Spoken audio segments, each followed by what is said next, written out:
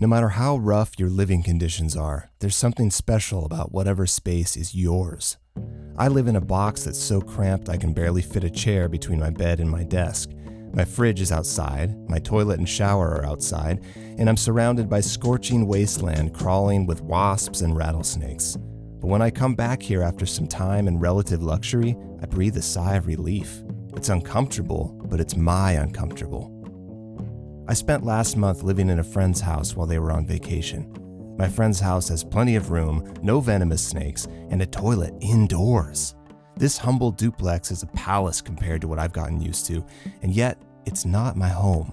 It's their home, set up their way, and every little detail rubs me wrong. The sink strainers are hard to clean, the cabinet handles are hard to grip, there are too many steps to accessing the trash can, they don't have the kitchenware I need to cook the food that I cook. I can't find the scissors or a screwdriver, their organization system doesn't make sense to me, and don't even get me started on their decor aesthetic, which is different than mine, and therefore a constant reminder that I am not home. I don't belong here, and all is wrong with the universe. But I'm not making this video just to vent about minor annoyances. What I want to share is the joy of coming home, the wave of relief that washed over me when I stepped in the door of this little box in the desert to meet all the colors and shapes and arrangements that I chose to suit my way of living. The sensation of calibration and alignment, rattling machinery suddenly gliding smooth.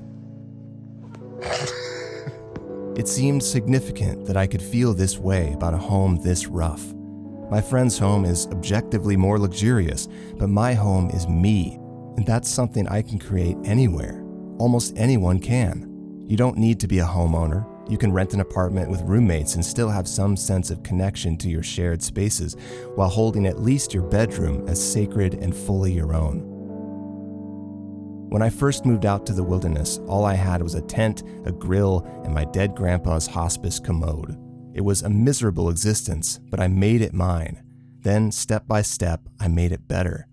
4 years later, I'm getting ready to move on again, trying to reconnect with humanity after running away from it for too long, and I don't know how I'll feel when I show up in that stuffy little apartment in Bellingham. I don't know when or if I'll be able to afford anything better, but my experience out here has showed me that the conditions of my home matter the very least.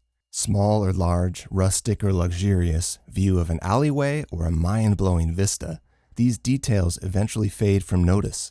What remains is that core sensation of home, the place where my life happens. I stand in the middle of it and send my roots outward, weaving myself into the structure, changing it into an extension of myself, and then outward from there into the surrounding landscape or neighborhood, the larger life that I'm part of, the other lives, other homes, the intricate mycelium that is my relationship with the world. This relationship does feel better in some places than others. It's an ever-changing organism, and sometimes I need to replant myself. But it's comforting to know that wherever I end up, no matter how grim, I can love it more than a mansion once I make it mine.